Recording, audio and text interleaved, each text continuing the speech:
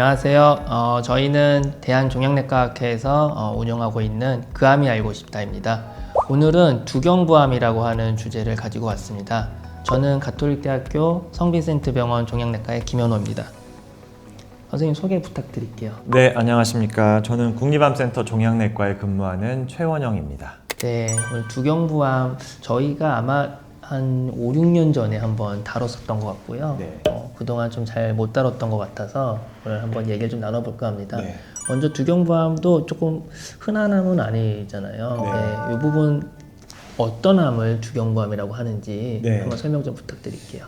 네, 일단 두경부 하면은 이제 목하고 얼굴 부위에 생기는 암을 말하는데, 일반적으로 두경부암이라고 하면 그러니까 입부터 해서 후두, 코, 안쪽에 점막에 있는 그 덮고 있는 세포를 우리가 편평상피세포라고 부르는데, 편평상피세포에서 기원한 두경부암, 이제 다른 말로 하면 두경부 편평상피암이라고 부르는 것을 흔히 약칭으로 두경부암이라고 부릅니다. 침샘암이라든지 갑상선암이라든지 이런 데에 생기는 암도 물론 두경부에 있지만 분류상 편의상 우리가 두경부암이라고 할 때는 두경부 편평상피암을 지칭하고 있습니다.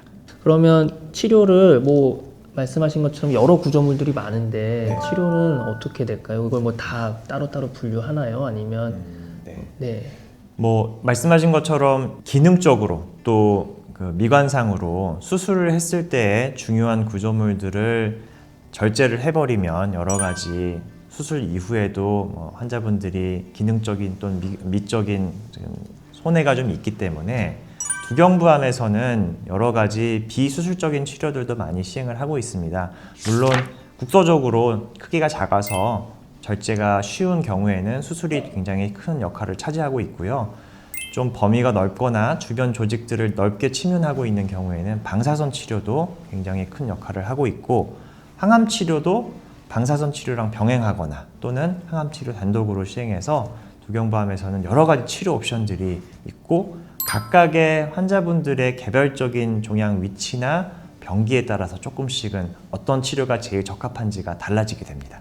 그래서 이비인후과, 방사선 종양학과, 또 종양내과 의사들이 다학제 진료를 통해서 각 개별 환자에게 어떤 게 제일 적절한지를 논의해서 결정하는 경우들도 많습니다. 다학제 진료가 정말 중요한 네. 암이 되겠네요. 그렇죠. 네, 병기뿐만 아니라 발생한 위치와 주변 구조물의 관계 이런 것들이 결국엔 수술과 방사선, 거기에 항암 치료를 어떻게 할 것인지 이런 부분들에 정말 큰 영향을 주는 그런 상황인 것 같습니다. 그러면 이제 방사선 치료가 이제 두경부암에서 여러 이유로 지금 그런 미용, 기능 이런 부분들에 있어서 필요할 수 있다고 말씀을 주셨는데요.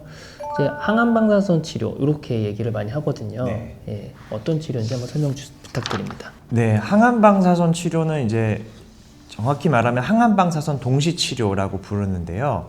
이 경우에는 주로 국소 진행성 두경부암, 다시 말해서 수술적으로 절제하기에는 조금 주변 조직으로 침윤이 되어 있거나 또는 목의 림프절이라고 하는 곳에 암세포가 주변으로 전이가 되어 있을 때에는 방사선 치료를 통해서 원발 종양의 위치와 또 주변에 종양이 전이된 곳들을 포함해서 방사선 조사를 함으로써 암을 치료하게 되는데, 이 과정에서 항암 치료가 방사선 치료랑 동시에 들어가는 것을 항암 방사선 동시 치료라고 부릅니다. 이 항암제가 이 과정에서 하는 역할은 크게는 두 가지인데요. 하나는 방사선 민감도를 올리는 거 하고, 그 다음에 두 번째는 방사선이 혹시라도 커버를 못하는 부위에 종양세포를 죽이게 하는 역할을 항암제가 하게 됩니다. 방사선 민감도라고 말씀을 하셨는데 이게 조금 어려울 수도 있을 것 같거든요. 어떻게 이해하면 될까요? 이제 방사선 치료를 할 때 항암 치료가 같이 들어가게 되면, 항암제라는 약은 특징이 빨리 자라는 세포에 유전자에 끼어 들어가서 그 세포를 불안정하게 만들고 죽게 만드는 역할을 하는데, 우리 몸에 종양세포가 있을 때 전신으로 항암제를 투약하게 되면 당연히 그 약이 상대적으로 빨리 분열하는 암세포에 많이 들어가게 됩니다. 그러면 그 세포가 이미 항암제를 맞고 약간 유전자가 불안정해져 있는 상태에서 방사선 치료가 들어가게 되면 방사선 효과가 훨씬 더 높아질 수 있는데, 이것을 이제 방사선 민감도를 높이는 목적의 치료라고 하고요. 또 항암제가 전신으로 투약되기 때문에 방사선 조사 범위를 약간 벗어나거나 방사선 설량이 조금 덜 들어가는 부위에 미세 잔존함이 있다면 그런 종양세포를 죽이는 역할도 항암제가 할 수 있습니다. 네, 그러면 항암 치료는 방사선 치료를 하는 기간 동안에만 하게 되는 건가요? 네, 일반적으로는 방사선 치료를 시작하시는 첫날에 시작해서 3주에 한 번씩 한 3번 정도 해서 마무리하는 경우도 있고요. 일주일에 한 번씩 해서 6회에서 7회 정도 해서 방사선 치료 기간 동안 항암제가 같이 투약되게 되는 것을 말합니다. 항암 방사선 치료. 그래서 이름이 항암 치료, 방사선 치료를 동시에 같이 한다. 네. 네, 이렇게 이해를 하면 되고 주된 치료가 결국에 이제 방사선 치료를 네. 중심으로 이루어져 있다라고 이해를 할 수 있을 것 같습니다. 네, 그럼 만약에 전이가 되어 있는 경우라면 네. 두경부암도 항암 치료가 좀 매우 중요할 것 같은데 네. 두경부암에서 사용할 수 있는 항암제들은 어떤 게 있을까요? 두경부암에서도 이제 다른 여러 가지 고형암에서와 마찬가지로 세포독성 항암제가 굉장히 큰 역할을 차지하고 있고요. 아까 말씀드린 항암 방사선 동시 치료할 때 들어가는 시스플라틴이라고 하는 매우 중요한 약이 있는데 전이가 된 두경부암에서도 시스플라틴, 또 도세탁셀, 파이베프유 이런 여러 가지 세포독성 항암제들이 치료의 근간을 이루고 있습니다. 세포독성 항암 치료가 두경부암에서도 주를 이루고 있는데 보면 면역 항암제나 네. 표적 치료제 이것도 당연히 궁금할 것 네. 같거든요.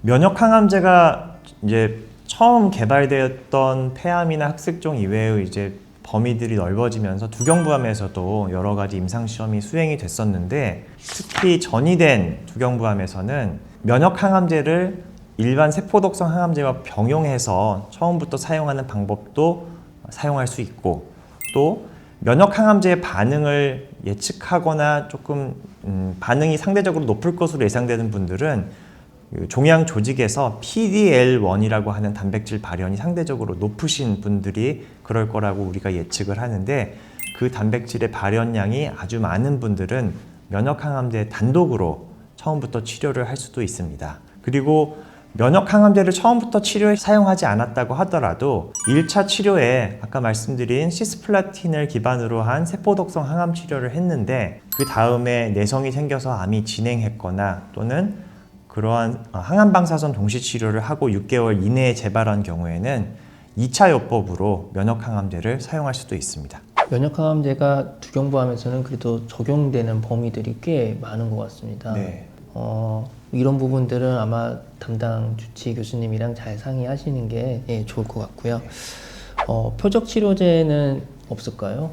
그 두경부암에서는 EGFR이라고 하는 세포 표면 수용체 단백질이 과발현되어 있는 경우가 많습니다. 세툭시맙이라고 하는 그 EGFR에 대한 단일 클론 항체 약물이 개발되어 있는데 그 약제를 항암 방사선 동시 치료에 시스플라틴을 사용하기 어려운 경우에 세툭시맙이라는 약을 대체로 사용하기도 하고 또 전신 항암 치료, 전이가 되었을 때 세포독성 항암제에 병용해서 사용하기도 하고 또 전이가 되었을 때 단독요법으로 사용하는 경우도 있습니다. 하지만 우리가 폐암에서 생각하는 그런 표적 치료의 단독요법에 비해서는 조금 효과가 덜한 것도 사실입니다.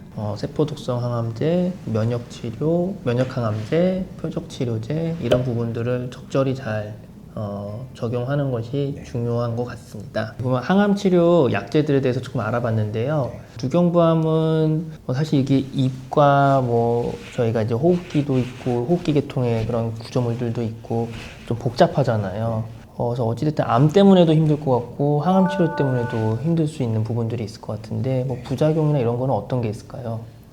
일단 암 자체로 인한 부작용이라고 하면 합병증이라고 하는 합병증이 더 적절한 표현일 수 있는데 종양의 위치에 따라서 음식물이 지나가는 경로나 호흡하는 경로에 종양이 그 길을 막고 있으면 그것으로 인해서 경구 섭취가 어려워지면서 영양불량이 생기거나 호흡곤란이 생길 수 있습니다.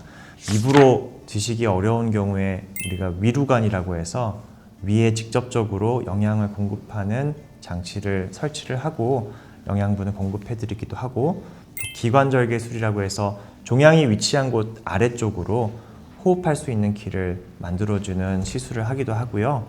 이러한 것들이 꼭 종양뿐만 아니라 항암방사선 동시치료라고 아까 말씀드린 치료들을 하고 난 뒤에도 이런 치료에 의해서 점막의 염증이 너무 심하거나 또는 침샘이 망가지거나 이러면서 입으로 먹는 게 어려워지고 장기적으로는 침샘이 망가지고 미각이 소실돼서 좀 어려워하시는 분들이 많이 있습니다. 하지만 치료를 잘 받고 나서 또 호전이 되면은 기능적으로도 당연히 일부 호전되고 또 일상생활을 하는데 조금 불편함은 있을 수 있지만 치료가 완료된 뒤에는 점차 이게 좋아지기 때문에 그 치료에 대한 합병증이나 뭐 이런 것들은 상황에 따라서 각각 개별적으로 잘 관리가 가능할 것으로 생각이 됩니다.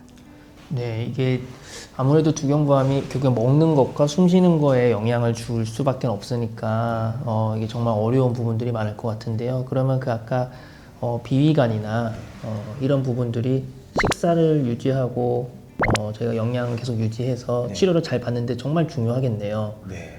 제일 중요한 거는 사실 항암 치료할 때 환자분들이 체력을 유지하는 게 사실은 굉장히 중요하고 또 우리가 뭐 숨 쉬는 건 너무나 당연히 중요하기 때문에 그러한 암 때문에 또는 치료 때문에 생기는 합병증들을 잘 관리하는 방법으로 위루관이나 비비관 같은 것들이 있으면 결국 치료를 잘 받기 위한 하나의 보조장치다라고 이해해 주시면 좋겠고요. 또 하나 제가 조금 강조해 드리고 싶은 것은 사실 금연입니다. 이 두경부암이 생기는 이유 자체가 여러 가지가 있지만 가장 큰 역할을 하는 게 담배 흡연이라고 알려져 있거든요. 전이가 되지 않은 특히 이제 항암방사선 치료나 뭐 수술을 받으시는 분들을 포함해서 두경부암 치료가 다 끝났는데도 사실은 담배를 놓지 못하고 계속 흡연을 유지하시는 분들이 상당수 계시는데 흡연은 항암 치료 효과를 저해할 뿐만 아니라 이 두경부암이 나중에 다 치료가 된 다음에 또 다른 암이 생길 수 있게 하는 발암 요인이기 때문에 특히 담배를 혹시 아직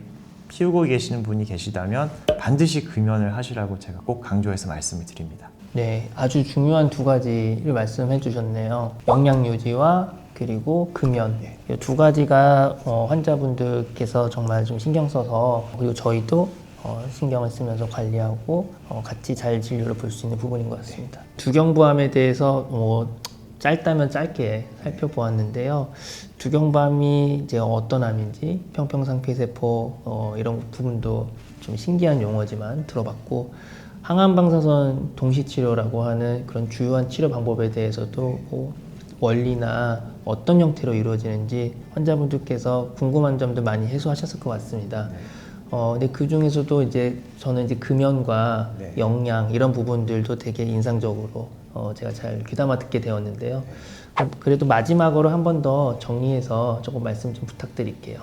네, 두경부암은 아까도 얘기 나왔지만 미용이나 이제 우리 몸의 영양, 호흡 같은 굉장히 중요한 부분들을 건드리는 암이기 때문에 환자분들의 일상생활에도 굉장히 큰 영향을 주는 것 같습니다. 국소 진행성 병기에서 항암 방사선 치료를 받는 분들 또 전이가 돼서 항암 치료를 받으시는 분들 모두 치료가 매우 힘들고 여러 가지 합병증으로 고생하시는 것들을 너무나 잘 알고 있지만 그러한 치료 과정들을 잘 이겨내신다면 분명히 좋은 결과가 있을 것으로 생각을 하고 끝까지 포기하지 말고 최선을 다해서 치료에 임해 주시면 감사하겠습니다. 네, 오늘 좋은 말씀 너무 감사합니다.